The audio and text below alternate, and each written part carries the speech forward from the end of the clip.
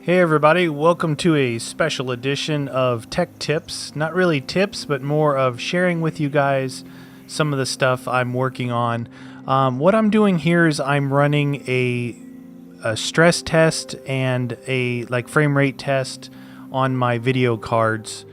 This is the Hidden Valley Benchmark. It's I'm currently benchmarking it here. If you look at the top right-hand corner of the screen, you will see that I have two GeForce GTX 780s, but only one is actually running right now. Currently, in the first half of this, it is not in SLI mode. It is in single GPU card mode. So the other one is just sitting there idle. And if you can see that it's up over 1300 megahertz. Now, any of you guys that know much about these graphics cards and where they run on frequency, stock, I believe these are down in the low 800s. Overclocked from factory overclocks like EVGA, you can get them high 800s to low 900s. This right now is running, a stress test on it, so it's pushing my graphics cards to its limit. What I'm trying to do is, maximize all the stuff that I have.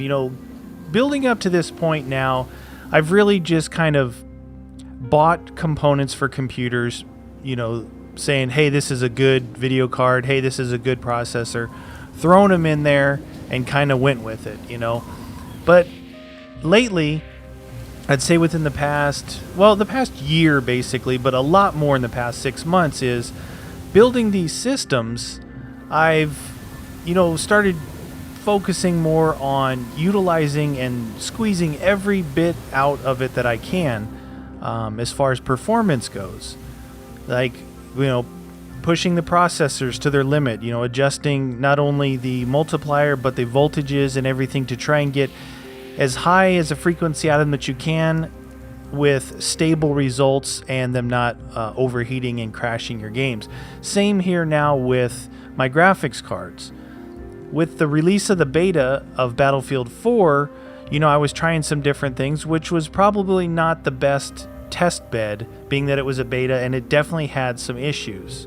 But in anticipation of the release of the game, I am looking at some things here.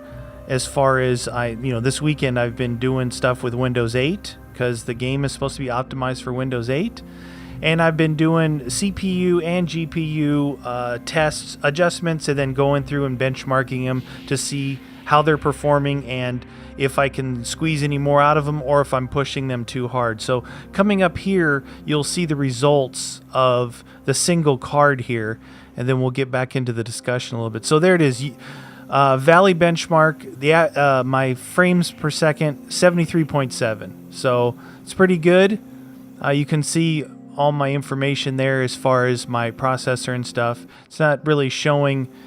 I couldn't really see. I don't know if it was showing my overclock or not. But now if you look in the top right-hand corner, you can see that I am in SLI mode. I am running both GeForce GTX 780s. These are EVGA SCs, superclocked, with the ACX coolers on them, so they are factory overclocked already, but you can push them much farther if you so choose. So what I'm doing here, like I said, is trying to maximize everything in anticipation of running, being able to have the playability, for days if I'm not recording, right? I can run. It doesn't matter what game it is. I can run it on super ultra, depending on what kind of frame rate that I want to get. But when you add in recording and when you're adding in software recording, some of these things like your CPU and your GPUs take a hit. Mostly your CPU when it comes to programs like Fraps or DxTory, stuff like that. Now, Nvidia has announced that they are releasing a beta form of a video recorder that ties in with the GeForce Experience program that they have. It's kind of a program that you can use to monitor, check for updates on drivers, and it can kind of look at your system.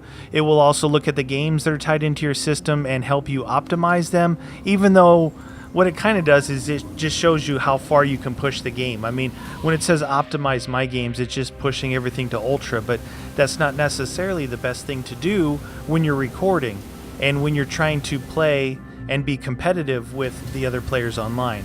You know, you need to have extremely smooth frame rates. I'm running these on 120 hertz monitors.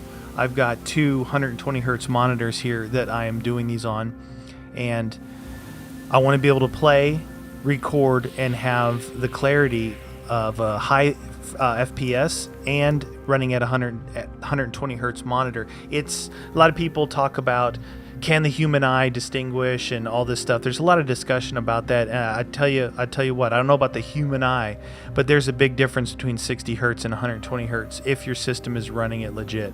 It really, really clears things up, takes away that last little bit of blur, and you can see people at a distance much easier. It's easier to get on target. It's easier to see through your red dot sights and your scopes and stuff.